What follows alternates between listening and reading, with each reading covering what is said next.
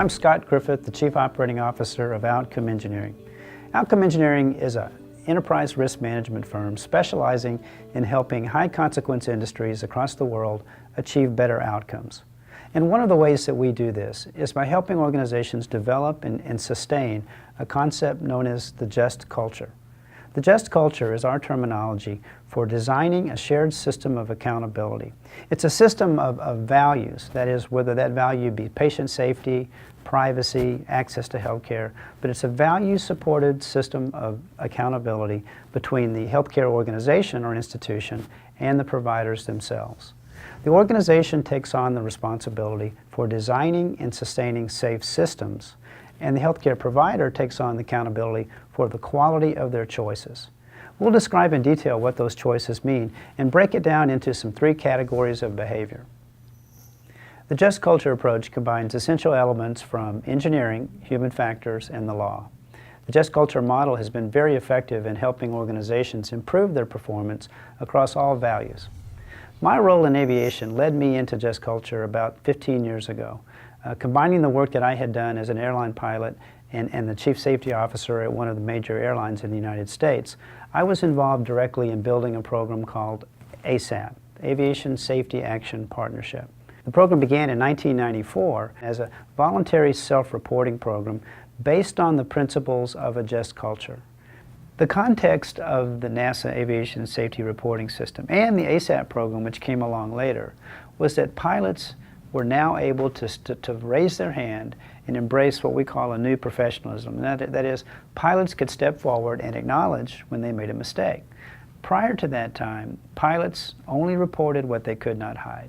No one in his right mind would report to the regulator that they had made a mistake or violated a regulation because they knew that the likely response would be punitive action against them. That changed because the culture started to shift where pilots began to participate in an improvement process. They can actually contribute to the system getting better. Those are key concepts of a JUST culture. Our experiences in aviation led us into the field of healthcare. We were invited to come and share some of our experiences. What we found is that high consequence industries are not dissimilar. Although on the surface they may look very different, the underlying patterns of human behavior and the underlying systems were much the same. The principles of delivering health care to a patient weren't very dissimilar from the delivery of maintenance to an aircraft. And so we started to focus in specifically on how we can assist physicians and organizations built around physicians produce better outcomes. And now we're going to define the 5 essential elements of a JUST culture organization. It starts with the mission, that is, the purpose of the organization, the reason for being. And then we look at the values that are necessary to protect along the way. Equally important to setting the right values within an organization is creating the right expectations. Although we aspire to perfect patient care, it's important that we recognize that humans will make mistakes and systems will inevitably fail. The highest reliable organizations in the world recognize these limitations and work toward continuous improvement. These are the expectations we must set upon our physicians and our employees to achieve the outcomes that we desire. The next 2 elements of a JUST culture are system design and human behavior. I say these together because they are in some ways symbiotic. That is, the systems that we design will in large part depend upon our understanding of human behavior. Likewise, as human beings, the choices that we make will depend upon our understanding of the systems around us. So these 2 elements will essentially go hand in hand. A learning system becomes vital to our ability to manage both systems and human beings. A learning system can be seen as a feedback loop, that is, an opportunity to gather data. What we're looking for is information that can help us design better systems and manage human behavior. Which brings us to justice and accountability. Specifically, in a JUST culture organization, the term justice and accountability are both embodied in the JUST culture algorithm. Justice in the sense that we want to be fair and consistent with the way we deal with physicians when we suspect they have breached a duty or an obligation. Accountability in the sense that we will hold each of us accountable according to the algorithm's consistent path. In summary, values and expectations, system design, human behavior, the learning system, and justice and accountability. Each of these essential elements becomes crucial in our ability to produce better outcomes. You know, we often focus on both the art and the science of medicine, and what our approach does is it focuses on the delivery of care, and that is the science of delivery and how we can bring engineering principles, human factor principles, into the delivery of care. Physicians can be taught that there's a better way to make choices, and the systems we build around physicians can be improved so that the results will be much better. You know, if you read the statistics, there's many estimates as high as 198,000 lives that are lost each year in the U.S. alone due to either a hospital-acquired infection or a medical mistake, that is iatrogenic error. These are numbers that can be improved. We can give equal attention to the delivery of care and the science of that delivery so that those results don't have to be what they are today. We can achieve better outcomes. Now let's talk a moment about the 3 behaviors that you'll see in a just culture implementation. We first talk about human error, and human error is defined as the inadvertent action, inadvertently doing other than what should have been done, a slip, a lapse, or a mistake. And it happens to all of us in our daily lives. We can't go through a day, perhaps, without making some type of mistake or human error. This concept is so important for us to understand, and not only understand our fallibility, but understand how we can make better choices that reduce our likelihood of making mistakes in the future. Now, the second category of behavior that we'll discuss, and actually this will be the primary focus for our time here today, is what we call at-risk behavior. At-risk behavior is defined as a choice that increases risk where risk is not recognized or is mistakenly believed to be justified. And it's that area where we see ourselves throughout the day cutting a corner here, cutting a corner there, maybe not following a procedure, not engaging in proper hand hygiene protocol, doing things that we think that we're in a safe place. As professionals, one of the lessons that I've observed over the years is that sometimes the better we are at what we do, the less likely we may be to recognize that we have drifted from what we were originally taught. And the reason we do this is because we often learn the wrong lessons from our successful outcomes. Think about the way we drive our cars. And most of us, as we look around the road, we see at-risk behavior almost continuously. And when we look in the mirror, we see ourselves engaged in this same type of behavior. Talking on a cell phone, driving a little bit over the speed limit, one hand on the wheel. We engage in this behavior because we have generally positive outcomes, reinforcing the notion that the accident won't happen to us, or that I'm good enough to get away with it. The rules are meant really for someone else. Well, that thinking pervades most professionals at some time or another in their lives. When we engage in at-risk behavior, we've increased the likelihood that one day something will happen to us or one of our patients. Now, at-risk behavior for a physician can take many forms. It can be not following or participating in a procedural timeout for a surgeon, not washing our hands in strict adherence to the CDC guidelines, or it could be something like not having a history and physical accomplished, an up-to-date history and physical prior to surgery. All of these are areas where we can choose not to comply, and many times we will see very positive or successful results. The truth is that in an organization that sets standards, and when those standards are breached continuously, we have increased the likelihood that one day there will be an adverse outcome. So for the physician, a just culture environment means understanding what's driving at-risk behavior, understanding what motivates someone to make a choice that is either out of compliance with a rule or a little bit outside of the expected norm.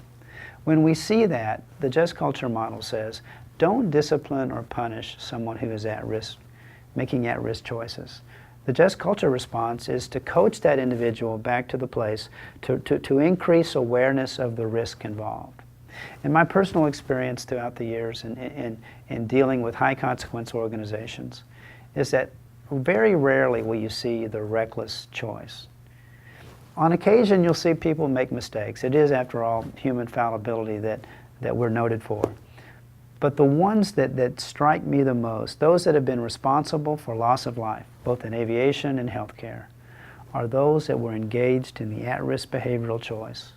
And then after the adverse event, they look me in the eye and say, Scott, I don't understand. I've done it this way so many times. Not once have I had this type of an accident.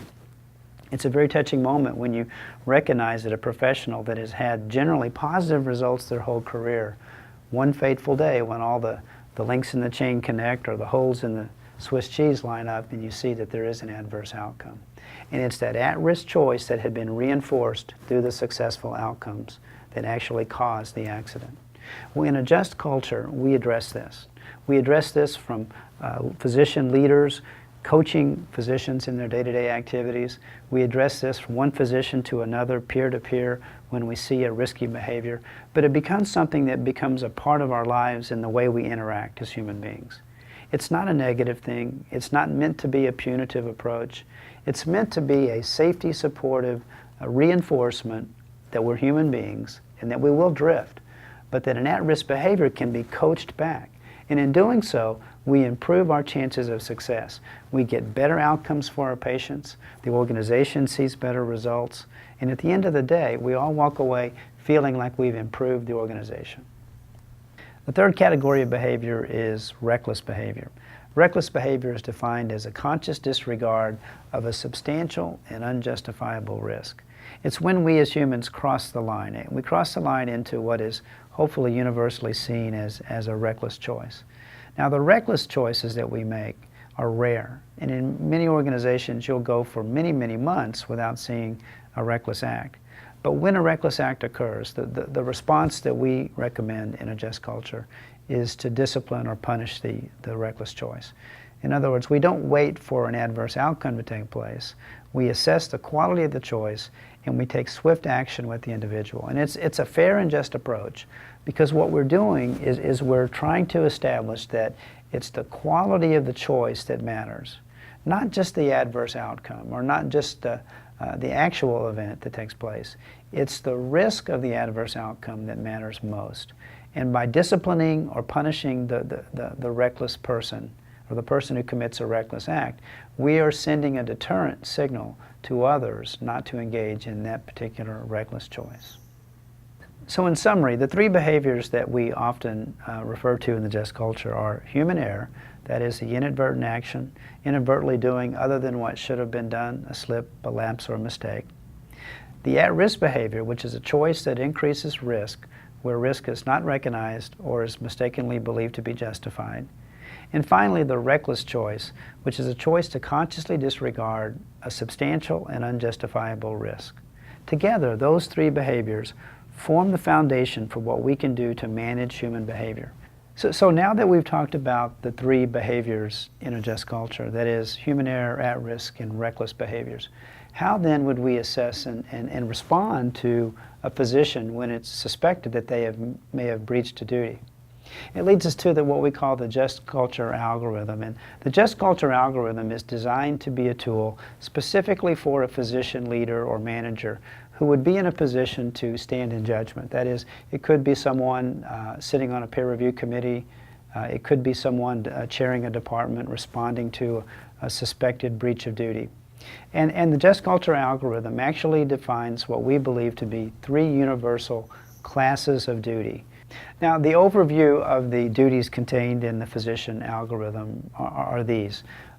Initially, the duty to produce an outcome is where the physician is in control of a system that produces a result. That is, coming to a surgery, having completed the history and physical, or producing a result such as prescribing a prescription for a patient. These are what we call duties to produce an outcome. And the organization, that is the hospital or the clinic, does not specify to the physician how to accomplish the result. It's largely controlled by the physician to produce that result.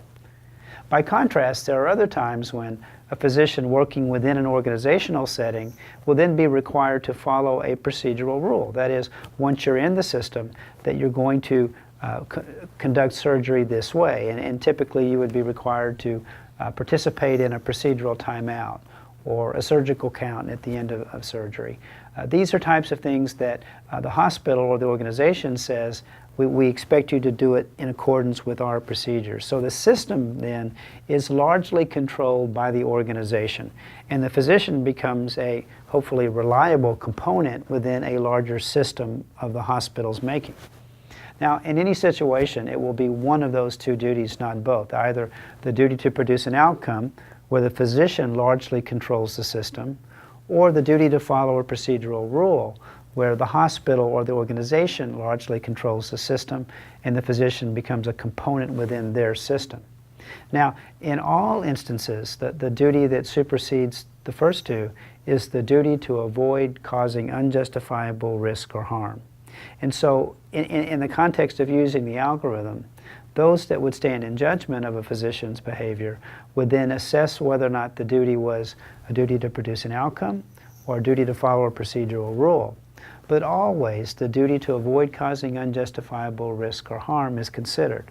And so the physician is placed in the context of what was taking place at the time, what were the circumstances surrounding the event, and did the physician make the right choice? That is, did the physician do the right thing?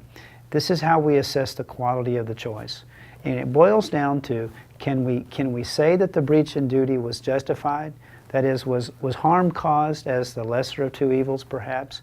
Or not following a procedure, was that the right thing to do in a given circumstance? And if the answer is yes, then the physician should be supported for their activity.